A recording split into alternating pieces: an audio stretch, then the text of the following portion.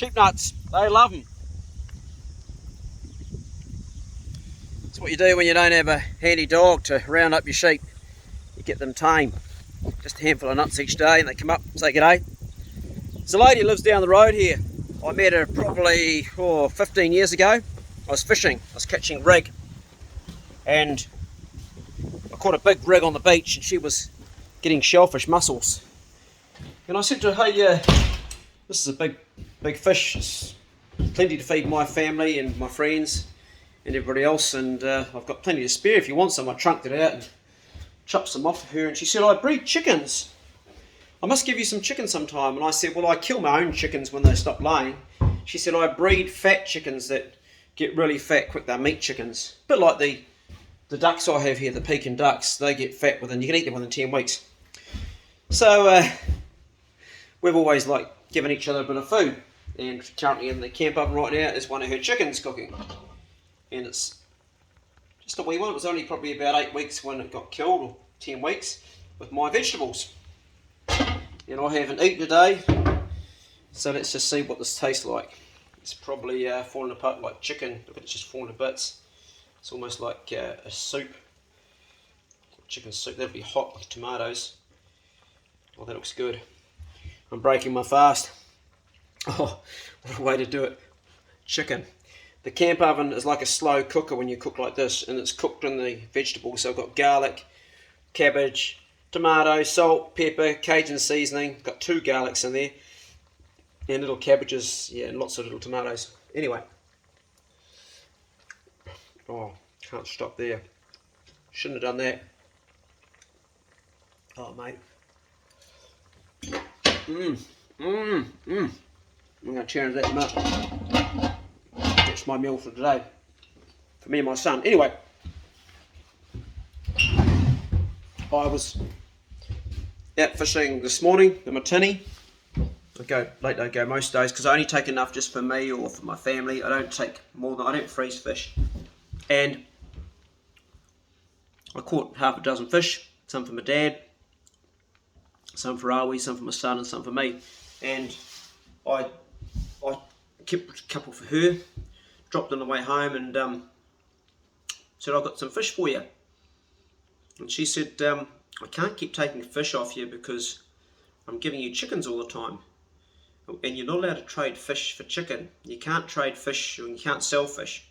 I said, I know you can't sell it, you can't trade it. I never have done, I never will. We're giving it to each other, we're sharing. That's what we do in our community. You've always given me your fat chickens, and so I don't have to kill my lane chickens, and I've always given you fish and pork, and I'm not trading it for anything. It's about the intent. I never ever gave you fish the first time when I met you to get something back. It was just to share, because that's what we do, and that's not trading. If I said to you, hey, how much chicken will you give me for the snapper? That would be trading, but we're not trading, we're just sharing. So there is a difference, and I wanted to talk about that because a lot of people are worried that they're breaking the law. You're not breaking the law if you gift fish with no intention of anything back to somebody. That's just sharing, and we should do that. We should look after each other, particularly more so now than ever, because we're going to see food shortages. All of these mandates have had huge detrimental effect on businesses, particularly small businesses. Some of the bigger corporations are still doing okay. The big food chains, they're all right. But a lot of the smaller businesses, the local butcher, the small delicatessen, the place that makes their own cheeses, and all of those wee ones have really been affected.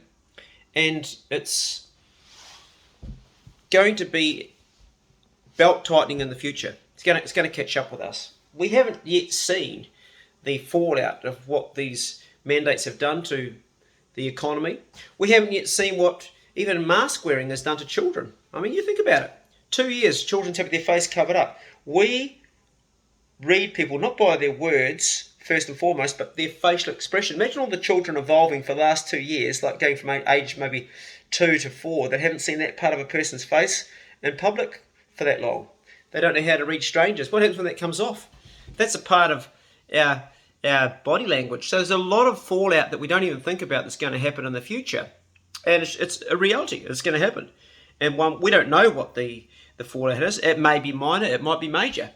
one of the things that I think we should keep in our mind, though, is food and sharing it within our immediate community and being mindful of the food you've got. And like, I've got a row of apple trees out here. When I bought this place, that came with apple trees, and they cut the apple trees all down, and I asked them if they could keep them on my strip, because I've got more apple trees than I could actually probably use. Here they go, they start there, they go right down here. I use apple cider vinegar all the time. I could start making that. I never have done, but I could. Apple sauce for your wild pork, a lot of things, and enough to share for people. And my garlic garden this year was plentiful. I've got a few sheep in the paddock that I can kill if the hunting's bad, although it always seems to be I get enough for hunting. All of these things that we take for granted, particularly in our Western society, we can very quickly lose them. And you don't have to think too far back to the Christchurch earthquakes, when there was no food on the shelves, hardly. It was dire back then in some days. And then, of course, our lockdown, where everybody, things disappeared, and it can happen again. It can happen massively. And people that just take for granted you can always go and buy your loaf of bread or the things you normally have, they could run out. They could easily run out. It's happened before. It was called the Depression. It can happen again.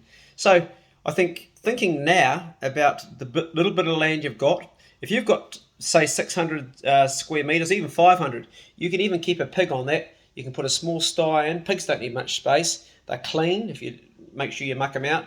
You could give it all your scraps. You could. In Eastern Germany, they all used to keep a pig, and when they'd kill it, everybody would come round to keep everything, the blood, the skin, the whole lot, and it was like a community thing. It was something which they participated in. Nothing got wasted. They even used the intestine to make sausages out of, believe it or not. The brains, the tongue, the whole lot. I'm just going to have another wee taste of this while I'm talking to you, because I've now started to eat. I've started to get hungry. It looks so good. That is sort of like chicken stew, really, isn't it? This is cabbage. Well, the old flies, they love to come in, don't they? Look at the big old blowfly there. How'd you go, mate? Oh, where you go? You're not invited to this party. Outside. Hey, outside. Well, you're going to come back in? Oh, you come back in. Okay. Go on, where you go? They just come in because of the cooking smells. Every time, isn't it? It's so bloody hot now, yet it's been raining. Have another bit of this. She's a nice bit of chicken. You can somehow sort of taste these free-range organic chickens. Something's a bit different about it. I don't know. It's might be because I've cooked with a lot of vegetables, I don't know. That is good. And these are my cabbages.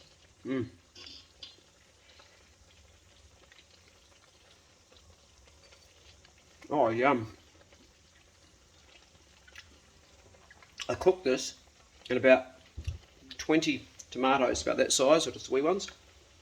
And tomatoes are all broken down to make a sort of a really nice sauce. My son will be coming home soon, so this is for him and for me. I shouldn't be eating it straight out of the pot, but we always do. No one's got sick yet. Put the lid back on, it gets pretty hot now. There's a lot of things I could do better, I suppose, but hey, we haven't got sick yet of food poisoning ever. I'm going to give that another 20 minutes just to sit with the heat off, and then I'll be good. So, today's video is about being resourceful, about you guys that are in a position to create your own food, whether it's hunting, gathering, foraging, growing, fishing it, netting it, trapping it, dogging it, spearing it. Any way that you can outside of what you do right now, give it some thought, because I know it's easy to imagine that there is nothing there, and I'm not really hooked up on this. I'm not really obsessive about it. It's just something that I've started to become mindful of, and I am challenging myself again to do another camping episode. This time I'm going to call it primitive camping, because I'm going away with absolutely nothing and using nothing that's modern technology, only primitive stuff, just rocks and flax and stuff, just to test myself, my own personal challenge. And I'm going to film it. My other channel's just about to come up to 60,000 subscribers. So I thought, well, for me to celebrate that I've managed to go that far, not that it really bloody matters. These sorts of celebrations, they're only personal. No one cares. Celebrities. I see big YouTubers and I see big celebrities and I think, geez guys, I don't know why they even bother giving the awards away for stuff. Yeah, it's nice, but the people that should be getting awards should be the frontline nurses and the frontline soldiers and the frontline firefighters and the people that give up their time for free, and the doctor that goes overseas and works for nothing in a third world country. They're the people that should be getting the awards, not YouTubers and celebrities. I just think it's all we put up too high, and for me it's just a personal achievement for me, but if people are happy, that's good. But it's just one of the reasons is I told myself when I got to 50,000 I'd stop doing it.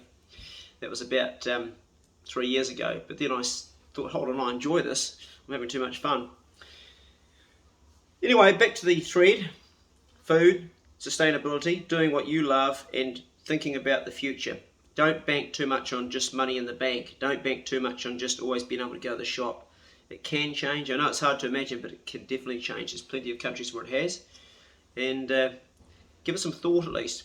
Even if it's just to go and knock on your neighbour's door and say, "G'day mate, is there anything that you can see in my garden that you could do with yourself, or is there any work I could do for you in the way of helping you with maybe next time you go fishing, if say the guys got a boat, help you out with that."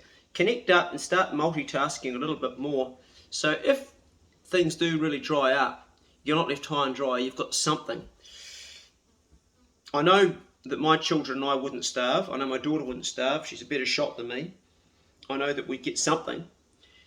Even if we ran out of ammunition, the dogs had, Biggsy had dragged down a deer, or he's supposed to get pigs, but he got a deer a while ago. There'd always be some sort of food. And even if I wasn't to have this piece of land, which I'm really lucky to have, but even if I didn't, I know where I could go still to get something to sustain ourselves. It's not just food, it's about shelter, medical supplies, things in the way of footwear, clothes, energy like power, petrol, firewood, coal, gas, all those things that you need, they can all run out too. So I just feel the way so much pressure has been put on the whole world right now, and such a huge amount of pressure on particularly small businesses, something's got to give. I don't believe it can stay like this forever. Hope I'm wrong. Anyway, just my thoughts, putting it out there to you guys. Let us know what you think, and is there anything to really be concerned about, or do you think I'm off track? Maybe I am. I hope I am. And if I'm not, then probably wouldn't hurt to put an extra row of spuds in, or some more garlic or something for your neighbour. That blowfly needs to go. I have got a spray there, but I don't really want to spray here because it smells nice and piney in here, and I don't like the smell of that stuff. Go steady, chicken or brother, and I'm going to eat my chicken. See you later.